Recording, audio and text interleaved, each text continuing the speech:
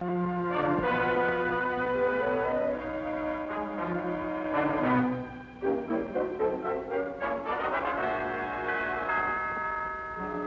and Mrs. North, starring Barbara Britton and Richard Denning.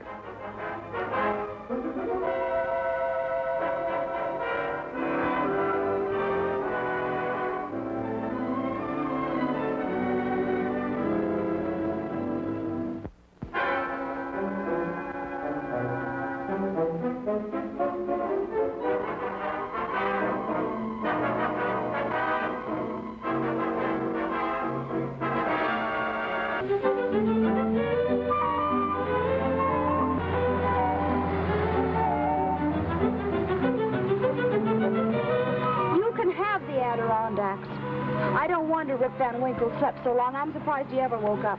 Old Rip slept in the Catskills, darling, not the Adirondacks. Catskills, Adirondacks, what's the difference? Mountains are mountains as far as I'm concerned. Jerry, what are we going to do with these ducks? Poor things. 2 hours ago, they were as happy as could be. Well, I'll be a lot happier when I see them crisp and juicy on a roasting platter. But, Jerry, I've never cooked a duck. I like mine with wild rice, ma'am. That sounds dangerous. Hey, what do you know about that? What? Avery Arno. I know his sister pretty well. See, what do you say we go in and drop in on him? He used to be a doctor in New York City, but he retired about a year ago. Dr. Arno, there's a car coming up the driveway. I thought I told you to put a chain across that road. I ordered it only yesterday, Doctor. Well, go see who it is. But remember, I am at home to no one. Very good, Doctor. I'll attend to it.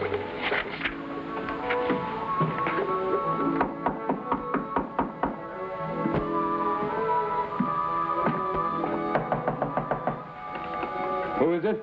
Hello, Collins. Bill Wigan. Remember me? Well, are the Arnos in? We've been hunting in the neighborhood and thought we'd drop by and say hello.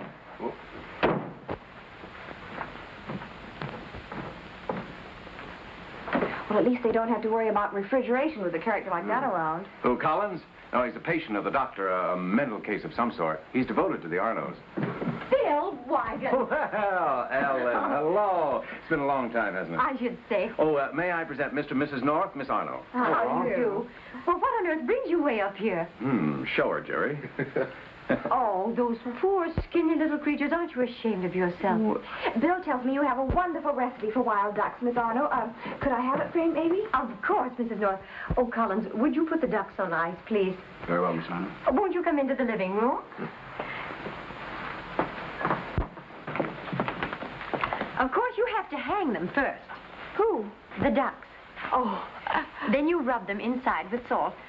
I'm not being a very good hostess, am I? Bill, would you help me with the cocktail things? I'd be delighted to, Ellen. We'll be right back.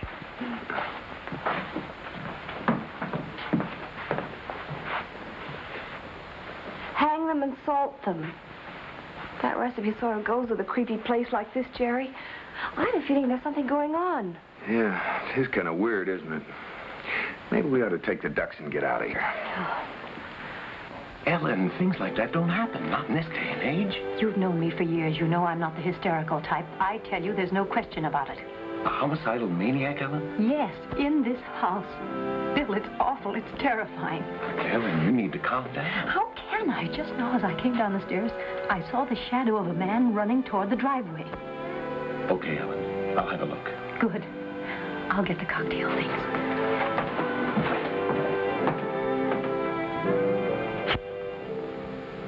Then you really believe there is a maniac loose around here? Somebody took our shotguns out of the car. And just on a hunch, I tried the motor. It's been tampered with. Well, apparently someone wants us to stay around for a while. Is that it? Or that they don't want us to leave tonight. Avery, I can't stand this any longer. I'll go mad myself, stark, raving mad. You know my feelings, Ellen. I can do nothing about it. Be reasonable. Why, living here under these conditions is like living in a perpetual nightmare. Or do you want me to leave you? Good heavens, no. You're my sister. I need you. You know that. Both of you. Like Ellen, I'm nearing a breaking point. We've been all through this before, and you know the answer. Dr. Eckner here yet? He's waiting for you in the study. But this is my last night in this house, Doctor. That's final. Well, what about your friend, Dr. Arno? Doesn't he have a car? It's in the village for repairs. At least that's what the butler said. Bill, I don't like this whole setup, and Pam doesn't either. After all, the Arnos are complete strangers to us. I know, Jerry, I know, and I'm sorry I put you in a spot. After you hang them and salt them, I wonder what you do. With what? The ducks. Open the door, will you? I have to train myself. I can't sit down. Sorry to have been so long. Now, what does who like to drink, and who wants one jigger or two? Well, I'll mix Pam's if you don't mind, Miss Arno. She likes charged water with a cork dipped into it exactly 1/2 second. Miss Arno, would you think it terribly rude of us if we phoned for a cab? You see, Jerry is a book publisher, and there's an author in from the coast for just one night in New York. Mrs. North, there isn't a cab within 50 miles. And in any event, you couldn't phone. I tried the phone just now, and I couldn't even raise the operator. Bill, will you see if the line is clear? All right.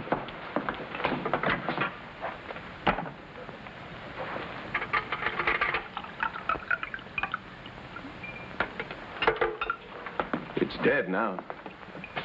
It was working all right before you arrived. I didn't get your order, Miss Arno. Oh, nothing for me, thanks. Oh, won't you all sit down, please? Do you mind? Thank you. I'm dreadfully sorry that you seem to be prisoners here. Bill, you told Mr. and Mrs. North about our problem. Mm-hmm. He said that you were afraid of something in the house. Yes. For a long time, we've heard strange sounds. Florence Earle, that's my brother's secretary and nurse, she's heard them, so has my brother. It comes at odd hours. What sort of sounds? Oh, unearthly cries. Just like a man in utter anguish. Go on, Miss Arno. Well, lately, odd physical things have been happening, too. Just like that phone.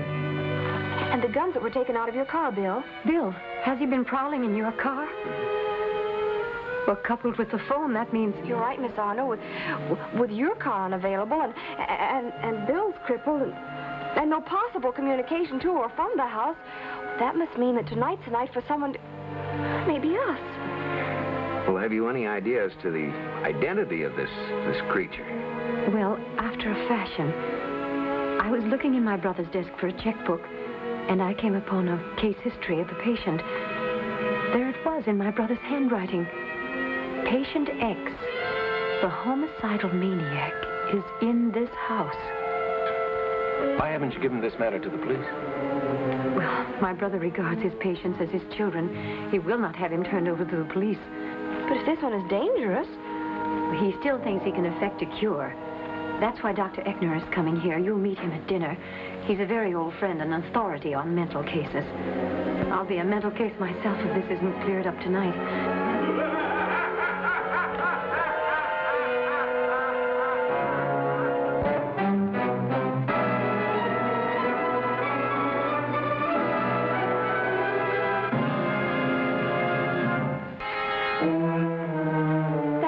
Upstairs.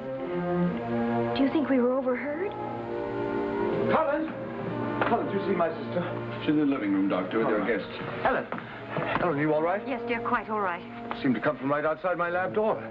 Yeah, when I opened it, there was no one there. I searched the attic and the upper floors. Avery, this is Mr. and Mrs. North. How do you do? Good How do evening. you do? And you remember Bill Wygand? Oh, yes. Hello, Bill. Happy to have you aboard. Hello, Doctor. Excuse me, Dr. Arno. Dr. Eckner is waiting for you in your study. Oh, thank you. Excuse me. Don't become involved. Dinner's practically on the table. Oh, I shan't be a minute. Excuse me. Did you hear him shriek? Yes, dear, but don't worry. Tonight will see an end to this. It certainly will for me. I'm leaving. You can't. You mustn't. Meet Mr. and Mrs. North. And Lieutenant Bill Wygand. This is Florence Earle, my brother's secretary and nurse. How do you do, Mr. and Mrs. North? Lieutenant. Hello. How do you do? I'm sorry, Ellen. I've arranged for a car. I'm leaving right after dinner.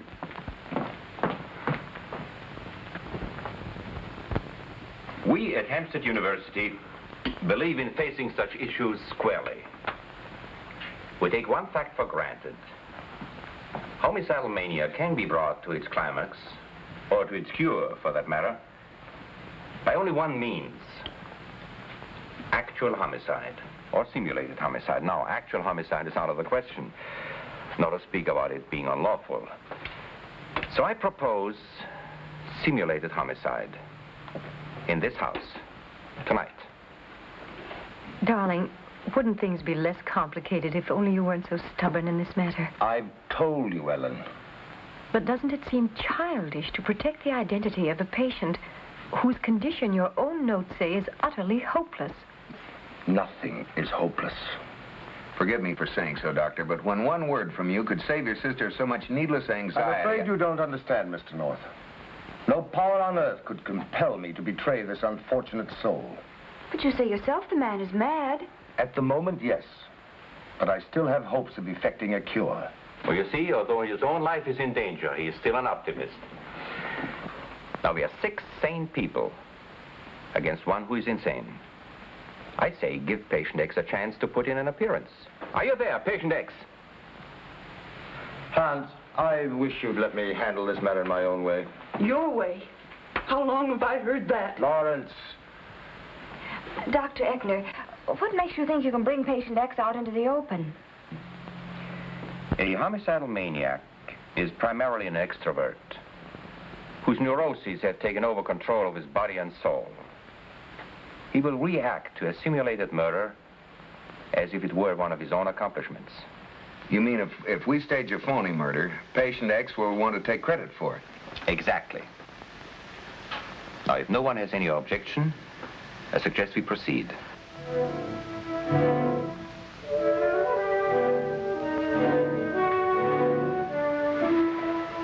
Ladies and gentlemen, I take your silence as assent.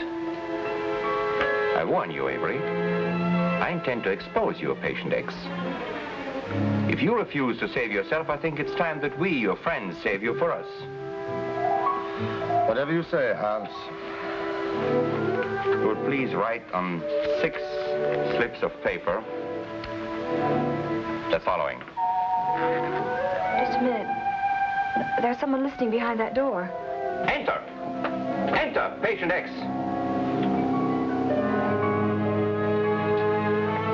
Oh, Collins. Excuse me, Doctor. I hesitated to interrupt. Welcome. Well, you're part of this household. You will take part in this game. Make it 7 slips, please. On 5, you write, please, as a single word, suspect. On the 6th, write murderer. And on the 7th, victim. Very well. Is this going to be like a seance or something? No, there will be murder in the living room. Simulated murder. Will you please pass out the slips now?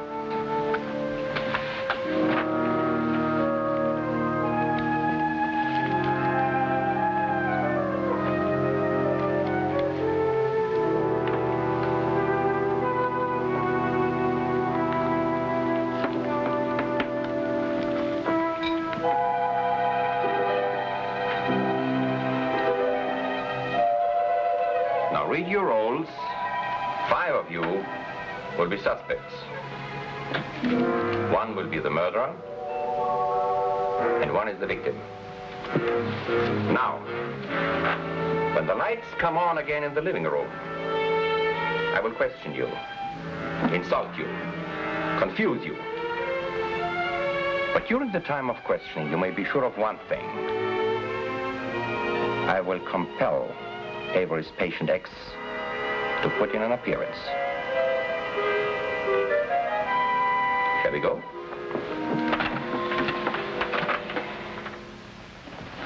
I will play the piano. You will mill here and there. All the while, my music will stimulate the confused nerves of a potential murderer. Now, When I say kill, whoever among you has the slip reading victim will crumple to the floor. If patient X arrives, I'll take charge. You see what I meant about police interference? You're not going to use your gun, Lieutenant, or your authority. With the appearance of patient X, Dr. Arno and I will take complete charge. Well, that'd be quite a pleasure, eh, Jerry?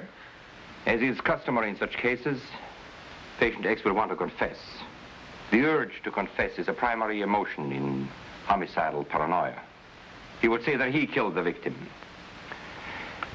Where is the master switch that controls the lighting in this room? It's right here, Dr. Eisner. Oh, thank you. Very well, then. And so begins our little game. What do you think of this? I'll give you 3 guesses. Very well, Collins. Darkness, if you please.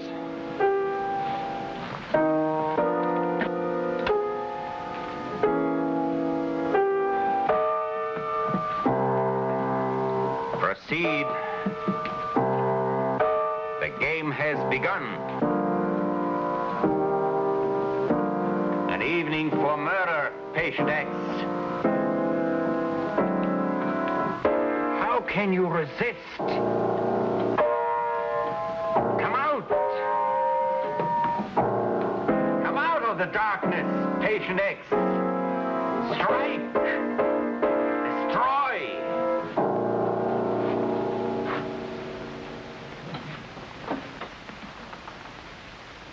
The Borgias did it with poison. The phantoms of Paris with a strangler's noose. How are you going to do it, patient X? Kill! Kill! Let no one move. Who killed that woman? You. You did it. I will tell you your motive. You met her in New York at Dr. Arnold's office. You were fascinated by her beauty. And at the first meeting you learned... Just a moment, Dr. Eckner. This is no longer a game. It's the real thing. This woman is dead.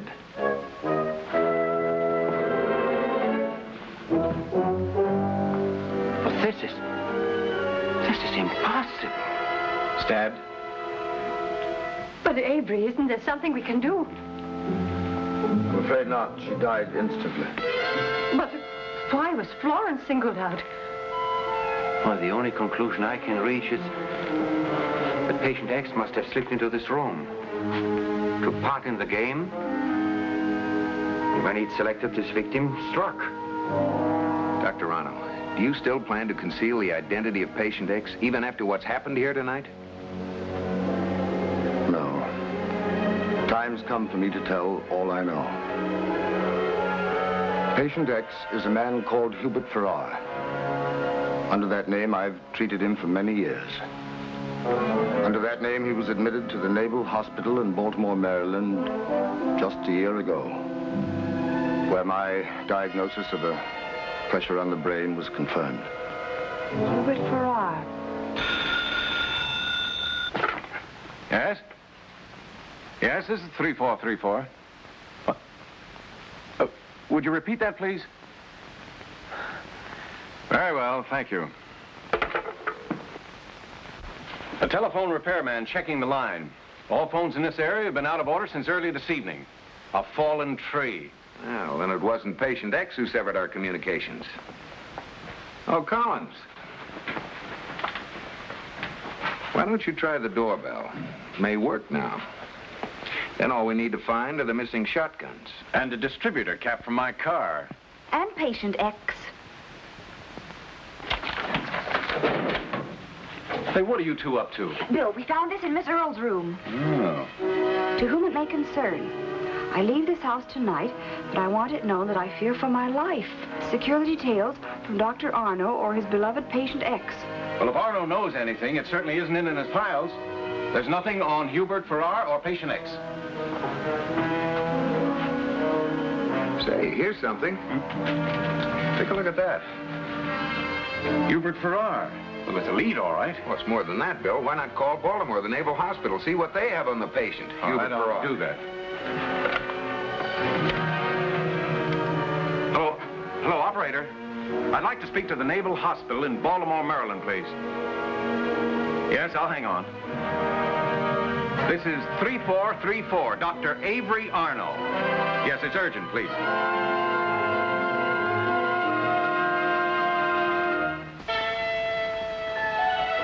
Hello? Hello, is this the Naval Hospital at Baltimore? I'd like to speak to the registrar, please.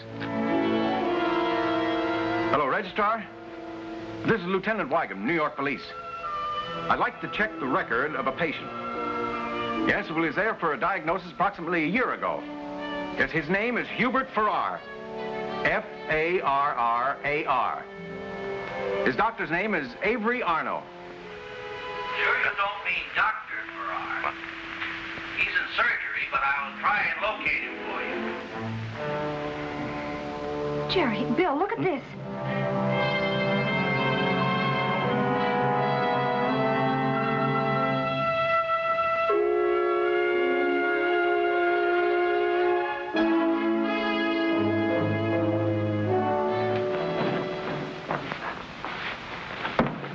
We're getting no place. No place. Did you find anything? We were in Dr. Arno's lab. Very interesting. You know, Dr. Eckner, your little game, despite the fact that it backfired here tonight, has merit. But I suggest that we carry it out a step further. For instance? Pam, will you take over the piano department? We'll play the little game all over again. Who knows? Maybe patient X will come out of the woodwork.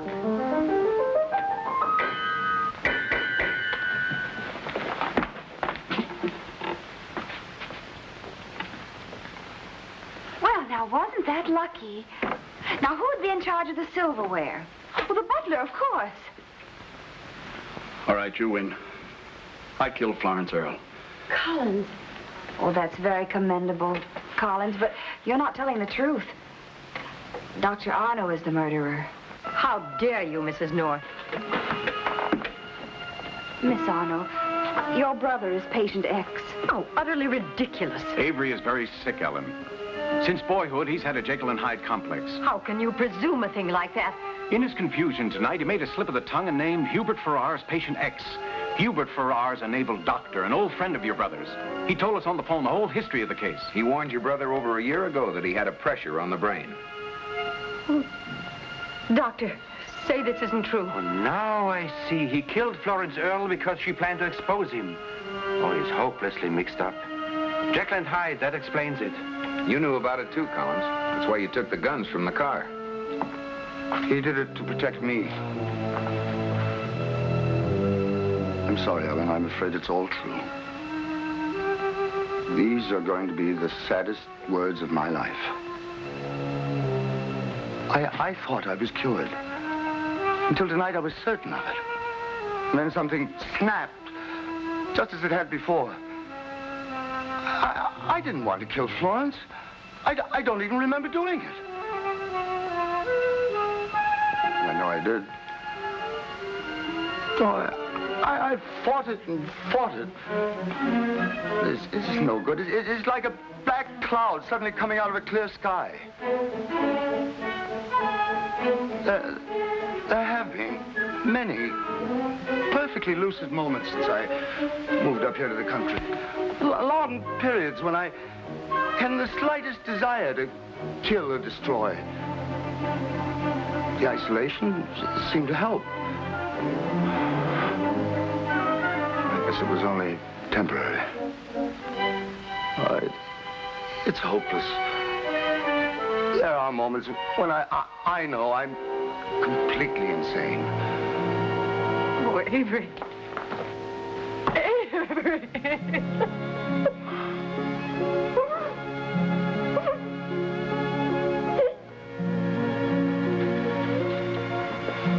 Doctor, I think you better take care of your friend. But the murder of Florence Earle? I think the verdict will be not guilty by reason of insanity. Boy, am I glad that one's over.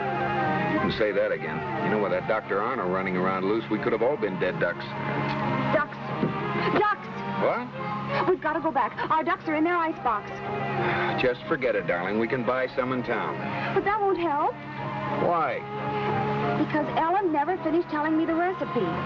She only got as far as the salt and pepper, and then Florence was murdered, and surely a duck needs more seasoning than that. Shall I turn around? Do, and there'll be another dead duck.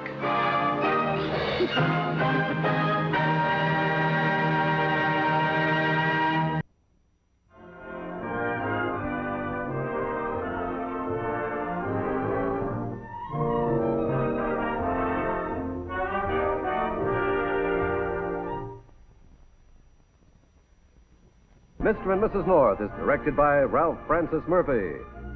A John W. Loveton production. Produced by Federal Telefilms. Starring Barbara Britton and Richard Denning, featuring Francis DeSale.